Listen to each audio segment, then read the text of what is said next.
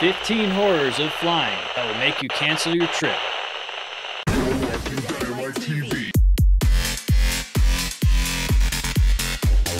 Number 15. When arriving early doesn't work in your favor. When the pilot comes over the intercom and announces that your flight has landed earlier than expected, you might be pleasantly surprised until you realize what that really means. Even if your plane lands early, you will not be getting off any earlier, and you will not have any additional free time. What it means when they announce that is that the plane will be sitting in the tarmac, waiting for the gate to be open and ready. Sometimes, if the gate isn't ready, you can end up being late, even though you landed before you were supposed to. None of it makes sense. It's the airport. Number 14. Making new, unwanted friends. If you have ever accidentally struck up a conversation with the person sitting next to you on a plane, you know what we're talking about. You were simply trying to be polite, and now you get to hear their life story over the next 5.5 hours. The worst part is that they are so close to you, and most of them have stinky breath. Another horror is when you get a small child sitting behind you, and they insist on kicking the back of your chair for the entire flight. Number 13. Being in a tube of sickness. By putting yourself in a plane, you're subjecting yourself to breathing the same air as a few dozen people. If even one of those people is sick, the whole plane could come down with something. You're basically flying in a tube of circulating airborne illness. Disgusting. Oh, and there might be lice on the back of your seat. You're welcome. Number 12. Every plane crash you've seen on TV is playing in your head. Every single one. And you get to board a plane and pray that it lands in the destination it's supposed to. Oh, and you'll be reminded of your impending doom everywhere you look. Also, the flight attendant will walk you through the safety features of the aircraft, and you'll be stuck looking around, wondering if anyone else is listening, and if they'll be able to help in case of an emergency. Let the panic set in. Number 11. The seats on the plane smother you. For one reason or another, we always seem to end up in the middle seat between two large people that absolutely refuse to share the armrest. So there you are in the middle, wrapping your arms around yourself, just trying to stay away from either of the creatures that are taking up your valuable air. Good luck trying to juggle that little cup of Sprite and the sorry bag of trail mix they offer as a snack. Hopefully, nothing ends up being spilled on you. That would make your trip all the worse. Number 10. Parking is a nightmare. If you have to get to the airport, we suggest that you get dropped off by a friend. But be sure not to cost them a $20 drop-off fee, which is just the cost of waving goodbye at some airports. Other airports have been known to charge up to several bucks a day, to up to $10 an hour, which means that if you come back from a 2-week trip, it could cost you a few $100s just to get your car back. There is no cheap parking at any airport we've been to. Number 9. Checking your bags can cost you a fortune. After you pay for your plane ticket and all of the taxes, you often find yourself out several $100s. You have to check a few bags so that you can be properly clothed during your trip. Be prepared to shell up to $200 for a family of 3 or more. It is ridiculous that after spending so much money on a ticket that you have to spend hundreds more to make sure that your stuff gets there too. Number 8. The horrors of airport security.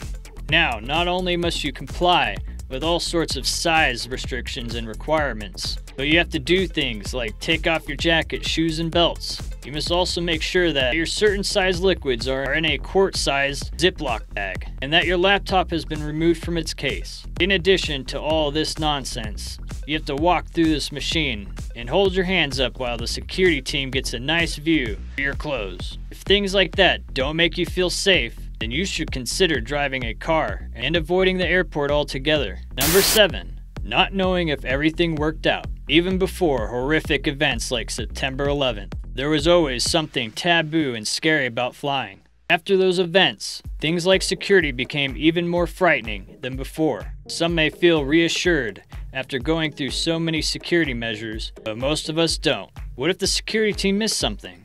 Ever since the explosions of the Galaxy Note 7, the phone has been banned from aircrafts. But what if someone snuck it in their checked luggage and it explodes while you're in the air? One of the biggest fears of flying is not knowing whether or not everything worked out. Did everyone go through security properly? Did the plane get fueled? Did the pilot have enough coffee to stay alert?